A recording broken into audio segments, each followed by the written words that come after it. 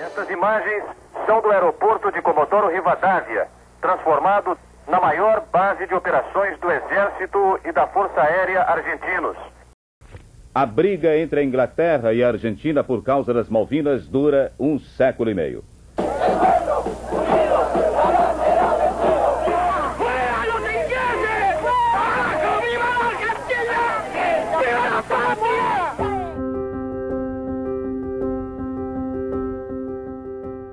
O ano de 1982, nós vivíamos próximo do Brasil um conflito entre a Inglaterra e a Argentina, conflito esse que se concretizava na disputa pela posse das Ilhas Malvinas ou Falklands. E nós tínhamos conhecimento, à época, de que as operações aéreas, elas cruzavam o Oceano Atlântico, uma vez que as aeronaves vinham navegando desde a Inglaterra até realizar o emprego armado nas Ilhas Malvinas. A missão foi 3 de junho de 1982 e naquela ocasião nós estávamos vivendo a Guerra das Malvinas, Falklands, Malvinas, né? Então, o que acontecia? Nós, no próprio grupo de caça, tanto no primeiro como no segundo esquadrão, a gente estava o dia todo acompanhando as notícias, fazendo as nossas projeções, né, sobre tudo que estava acontecendo. Então, o momento em si, o momento histórico, é um momento importante, porque era aquele conflito armado estava acontecendo ali do lado, bem no nosso quintal. Então, aquilo estava muito próximo de nós. Então, aquilo trazia realmente assim um frisson, né? Um frisson daquele conflito, e isso trazia toda uma ambientação diferente dentro do primeiro grupo de aviação de caça. Naquele dia, estávamos saindo para uma missão de navegação a baixa altura, com um tiro foto sobre a Marambaia, que é o estande de treinamento da unidade do primeiro grupo de caça, e fomos surpreendidos com a sirene do alerta, certo? E com os mecânicos de pista nos pedindo que guarnecêssemos as aeronaves o quanto antes e que colocássemos o capacete para escutarmos as orientações. Quando nós fizemos o avião, eu realmente observei o avião do alerta, que seria o avião do alerta, posando, passando no táxi. E aí o mecânico veio correndo, né, abriu o cofre do avião e deu o golpe do canhão, porque a gente carregava os 560 cartuchos do canhão, dos 2 canhões na época. E aí ele deu o golpe, um abriu o outro, deu o golpe, e eu fazia, não, é tiro foto, eu falando para eles, né? Aí o rapaz fez um sinal para que eu colocasse o capacete. Só que quando eu fiz assim, quando eu peguei o capacete, eu percebi então o som da sirene do alerta, coisa que eu não tinha me apercebido até então. Aí eu coloquei o capacete, liguei o rádio, e o oficial de permanência operacional, o OPO, né, estava lá se esgoelhando, pif-paf de espadas, pif-paf de espada, até que ele deu uma chance, eu prossiga. Aí ele falou o que para nós era uma coisa muito importante, falou rojão de fogo. Então o rojão de fogo era o código de uma missão real, de uma missão de interceptação real, não era um treinamento.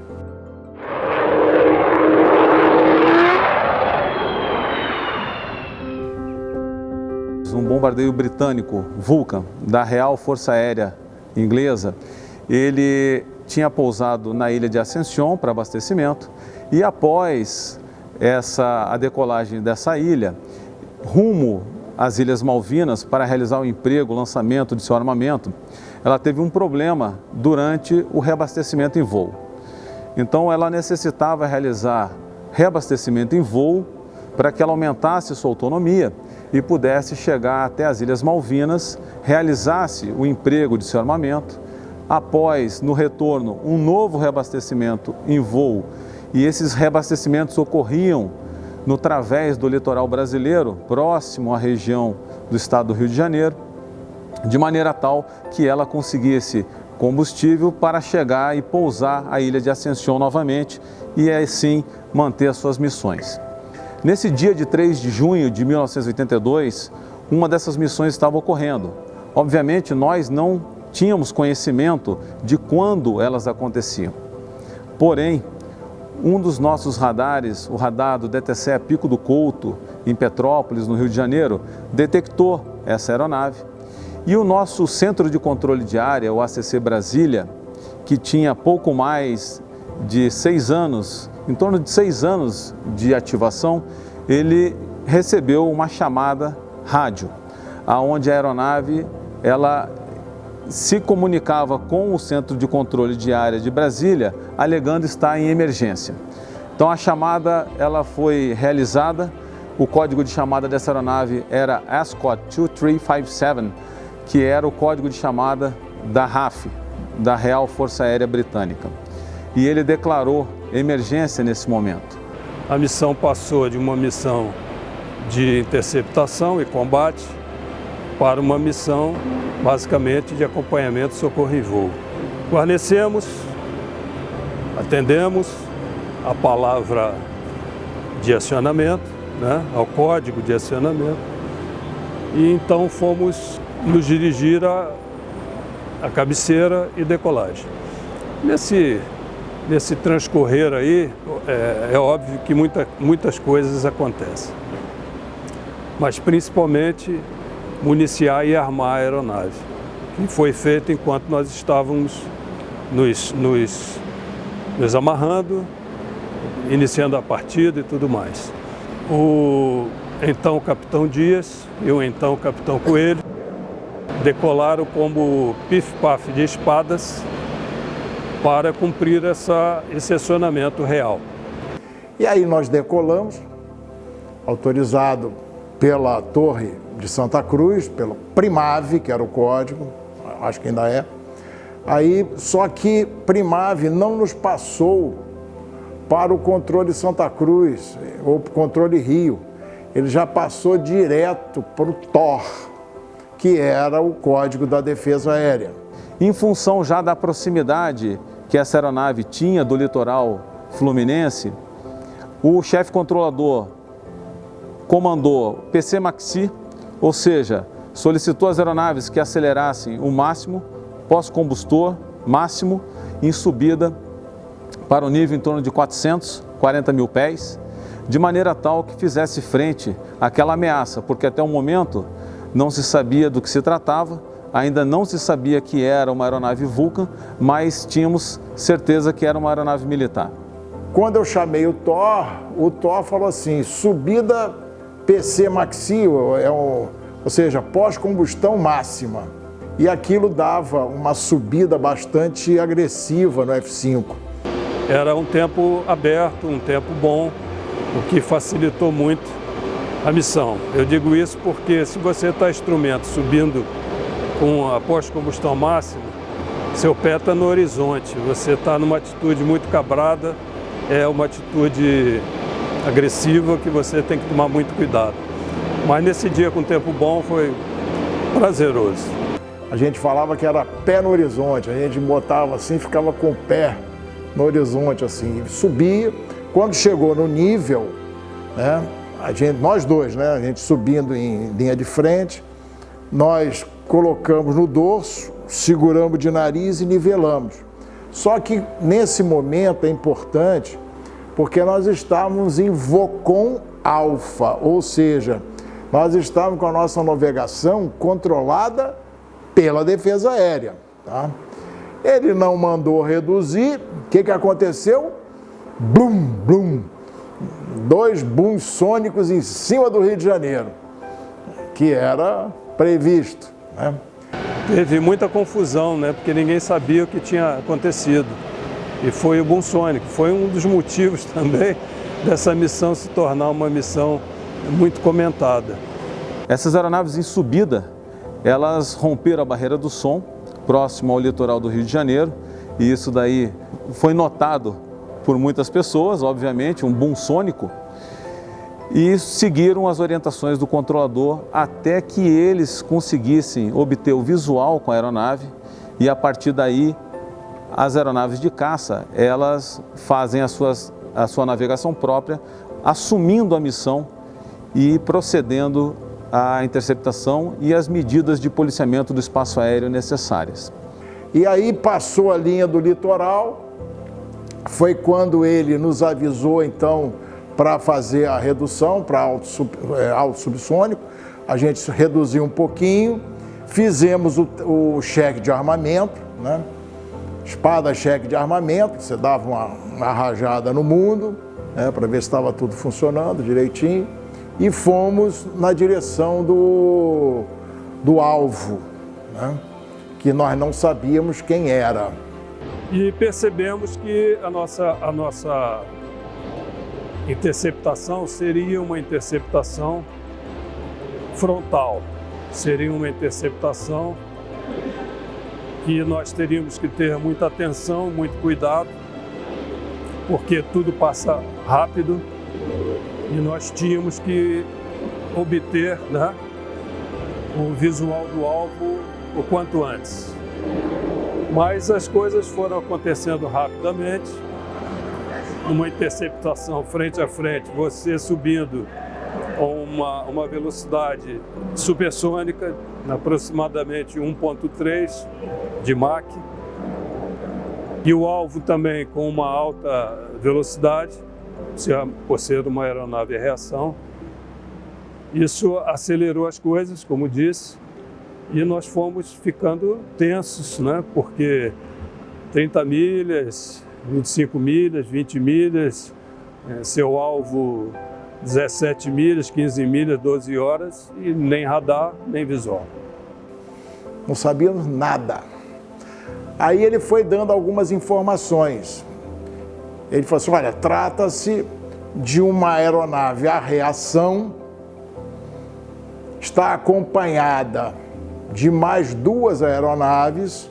Nesse momento, olhando bem longe no horizonte, nós observamos 2 trilhas de condensação fazendo uma curva à direita, ascendendo e fazendo uma curva à direita. E ele falou assim, olha, 2 estão abandonando, mas o outro prossegue. E imagina, nós a 0.9 de Mach, o outro a 0.7, ou seja, nós estávamos a mais de quase 2 vezes a velocidade do som indo um para o outro, né? 1.6, 1.7. E aí ele começou a dar as distâncias, né? Distância, tantas milhas, né? Aí, negativo, ninguém olhava assim, nada. Até que ele falou assim, plots confundidos. Quando ele falou plot confundido, eu girei minha cabeça e já botei no dorso. Quando eu botei no dorso, eu vi embaixo, bem embaixo, a silhueta do Vulcan, que é uma silhueta inconfundível, né? É um Delta, um avião Delta grande, né? E aí eu olhei imediatamente, então tem o comando que a gente sempre fazia, né? Todo combate aéreo fazia. Então, Talihô Judite, ou seja, Talihô, avistei o alvo. Judite, está comigo. Então, Talihô Judite, espadas 2, cobertura. Ou seja, eu indiquei para o meu ala, para ele me cobrir, que eu estava iniciando então a ida para o alvo, né? A manobra foi simples, a manobra é basicamente um retournement, e nos encaixamos no perfil final da interceptação. E a partir daí, o então capitão Dias, como líder, passou por todas as posições requeridas na interceptação. E aí eu entrei na ala esquerda dele O Coelho, na época, éramos capitães, né? Então, ficou às 6 horas dele e eu tentava falar com o avião e ele não falava com a gente. A observação era o seguinte: o comandante McDowell, ele olhava assim meio de rabo de olho, mas não olhava para mim, né? Aí eu falei assim: Coelhinho, fica de olho aí que eu vou dar-lhe aqui uma azada para ele falar comigo. Eu estava aqui na ala esquerda dele, eu passei aqui por cima dele aqui e vim para a ala direita. Quando eu vim para a ala direita, o copiloto aí olhou para mim. Aí vai assim, 1, 2, 1.5, ou seja, que é a frequência internacional de emergência, tá? Eles sabiam disso. Aí ele entrou. E aí nós falamos, né? Ali, nosso inglês macarrônico, mas deu para entender. E aí eu recebi a informação do TOR, da Defesa Aérea, do controlador, e passava a informação para ele. Inicialmente para o pouso em Santa Cruz. Tá? Até que a hora que ele falou assim: olha, eu não tenho condição de ir para Santa Cruz, eu não tenho combustível para Santa Cruz.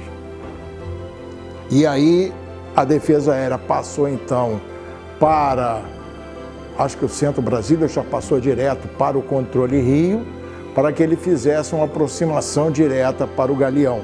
E eu permaneci na condição de número 2, protetor do ala, atrás do alvo, e observei todo o trabalho do AIS e a partir de então fomos orientados a apenas acompanhar o alvo até o pouso no Galeão. O Galeão naquela época só tinha uma pista e ele pousou no sentido da estrada do Galeão para dentro. Ele veio aqui, né, naquele sentido. É curioso dizer que essa aeronave ainda não tinha empregado, então estava armada, né? E o desdobramento desse pouso foi que ela só livrou o nosso país depois que ela deixou o armamento em solo, pois se não fizesse dessa forma, nós estaríamos, de certa forma, apoiando as operações militares daquele país. Acompanhamos, nos certificamos de que o alvo havia pousado bem, e quando estava sendo conduzido para o estacionamento, nós retornamos a Santa Cruz. O nosso COPM, Centro de Operações Militares, ele tinha pouco mais de 6 anos. E naquele momento, o chefe controlador daquela missão, que conduziu não só o acionamento, o gerenciamento do Centro de Operações Militares, como também a interceptação da aeronave, era o meu pai, o tenente especialista em controle de tráfego aéreo Ademir Freitas. Eu era criança à época e aquilo realmente marcou, porque eu lembro de nós vivermos um pouco de tensão naqueles tempos em função da guerra, de estar muito próxima do nosso país.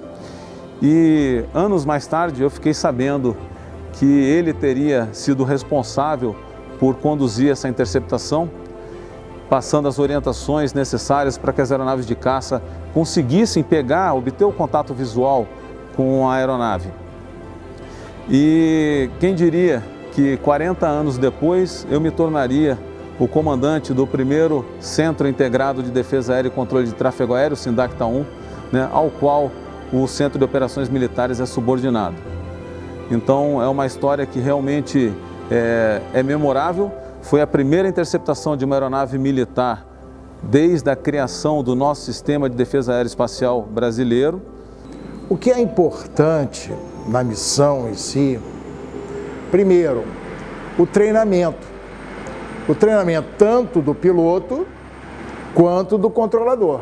E naquela época nós tínhamos realmente, como a gente tinha uma frequência grande de voo, era uma coisa absolutamente natural aquela parceria, tá certo? Entre o piloto e o controlador, seja fosse ele do aeródromo, da área, né? Ou mesmo da defesa aérea. Era uma coisa absolutamente tranquila para nós. E essa vivência, somente para os jovens operadores de tráfego aéreo, isso é fundamental, porque o estudo e o treinamento deles irá impactar diretamente na proficiência do voo do piloto. Porque nesse tipo de voo, não dá para um deixar para o outro. Os dois estão juntos na missão. E isso foi o que ocorreu naquele 3 de junho de 1982. Foi uma missão em que nós pudemos ativar e pôr em prática todo o nosso treinamento, que, como já falei, é um treinamento árduo, diário, de toda a equipe. Equipe essa treinada, equipe essa dedicada e muito capaz. E realmente só poderia ter tido um bom resultado. Obteve sucesso, né, aquele voo, porque por trás havia, sim, toda aquela gama de controladores. Primave em Santa Cruz, TABA, que era o controle de área de Santa Cruz, era o código, assim como o TOR, que era o código da defesa aérea. E isso certamente serviu de incentivo para muitos pilotos e que até hoje eu sei que tem no controlador o seu anjo da guarda. Há necessidade de uma relação de confiança mútua. Uma aeronave que decola para realizar uma interceptação, ela necessita confiar plenamente no controlador de operações militares. E eu diria mais, a gente está falando do controlador de operações militares, mas quando eu falo do controlador de tráfego aéreo em geral, a confiança é a mesma. Nós, aviadores, temos plena confiança nos nossos controladores de tráfego aéreo. E nós precisamos nos comportar dessa forma, uma vez que são eles que estão nos conduzindo. Obviamente, hoje existem sistemas modernos que nos apresentam informações que outrora não estavam disponíveis, mas a confiança é a mesma, ela é mantida e ela é uma condição sine qua non para o cumprimento da missão.